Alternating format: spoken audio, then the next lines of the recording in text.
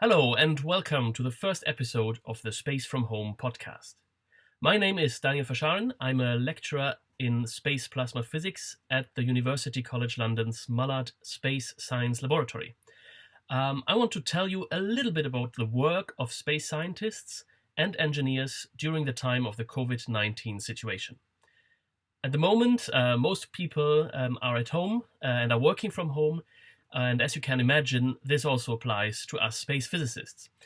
Now, many of my friends have asked me, how can you do your job while you're in this status of working from home? So I've created this little podcast to explain how space physics works from the home office. I want to mention at the beginning that I know there are a lot more important jobs out there during this crisis, and I don't want to sound as if our work is in any way more important than what others are doing. But I just know that many of you out there are interested in space and astronomy, and so I thought I'd tell you a bit about our work during this time. So, what do we do at the moment? In this first episode, I will talk to you about some activities that are going on to prepare the Solar Orbiter spacecraft for its mission to explore the solar system. Solar Orbiter is ESA's latest solar system mission. It launched on the 9th of February from Cape Canaveral. The scientific payload on board Solar Orbiter consists of 10 different scientific instruments, and they fall largely into two different categories. There are remote sensing instruments and in situ instruments. The remote sensing instruments observe the sun remotely, which means from a distance. So these are typically telescopes that look at the sun in different wavelengths of the light. The second family, the in situ instruments, measure the environment of the satellite right at the location where the satellite is currently placed in space. The data from Solar Orbiter will help us to answer some really important science questions about our star, the Sun. For example, we still don't understand why the Sun's outer atmosphere, we call it the corona, but not the virus corona, is so hot. Its temperature actually reaches easily a few million degrees, while the sun's surface is much colder, just about 6,000 degrees. The corona is so hot that it loses some of its gas into space. That is what we call the solar wind. The solar wind, so, is material from the corona that flows out and fills the space between the planets.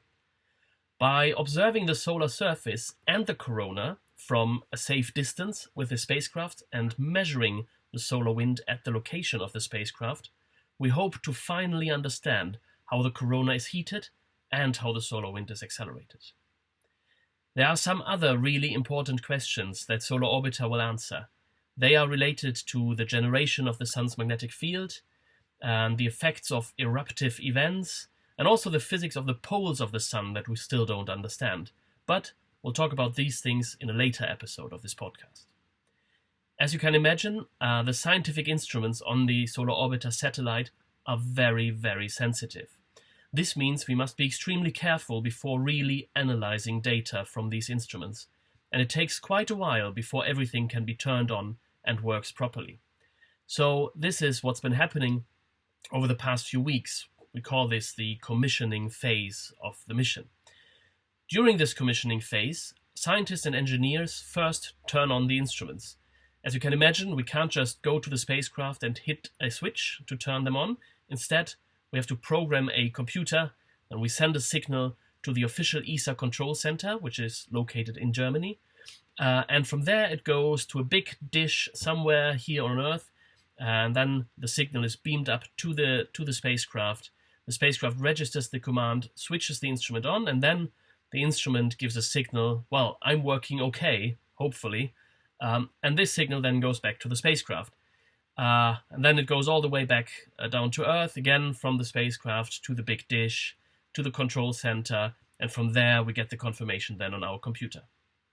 If that cycle goes well, we can do the next thing. For example, change the voltage of the instrument, or change any other setup in the instrument. But again, we have to go through all these steps: control center, dish, spacecraft, instrument, confirmation, and then all the way back: spacecraft, dish, control center, and back to the computer, and so on. Now, as you can imagine, this is much easier if you can have a bunch of scientists and engineers in one big room ideally at the control center, where they can do most of these steps right there. But with COVID-19, that has become impossible. So instead, most of us are sitting at their home now, with very few exceptions, and have to have trust in a good internet connection to go through this commissioning chain. Here you see a picture that the head of our SWA instrument on board Solar Orbiter, his name is Christopher Owen, tweeted a while ago. SWA stands for the Solar Wind Analyzer. That's an instrument that measures the solar wind at the location of the spacecraft. And as you can see, he has set up 4 computers actually in his son's nursery. In this way, he can talk to the operations team, get the commissioning data, and interact directly with the control center. This is a very unusual setup, as you can imagine. The great news about this is, though, that it actually works. Just a couple of days ago, the SWA instrument saw the solar wind for the very first time. Here, in this tweet, you see some of the first measurements of the solar wind taken by Solar Orbiter. It's a pretty quiet time period, I would say, where the wind speed is just about 350 kilometers per second, and the density fluctuates somewhere around 6 particles per cubic centimeter. These are somewhat typical values, I would say, for the solar wind. However, we expect that this will actually vary a lot during the lifetime of the mission. Sometimes the wind is faster, sometimes slower, sometimes it has a higher density, and sometimes it has a lower density. And by combining this information that SWA measures with the other really great instruments on Solar Orbiter, we will hopefully understand where the solar wind comes from and how it is accelerated. The commissioning of the other instruments is still going on, and I'm sure the other instrument teams are struggling with similar difficulties due to the COVID-19 situation, but they are doing very well as far as I know. And it looks good, and we will probably have everything up and running this summer. Then we can really start to do groundbreaking science with Solar Orbiter.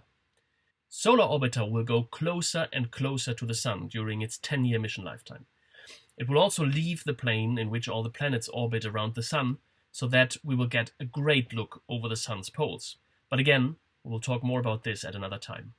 Just wanted to give you this example of home office work from a group of scientists, space scientists and engineers that do incredible stuff at a very unusual time. If you like this short look into space from home, please like and share this video, and then hopefully I'll see you around next time. Until then, take care and stay safe. Goodbye.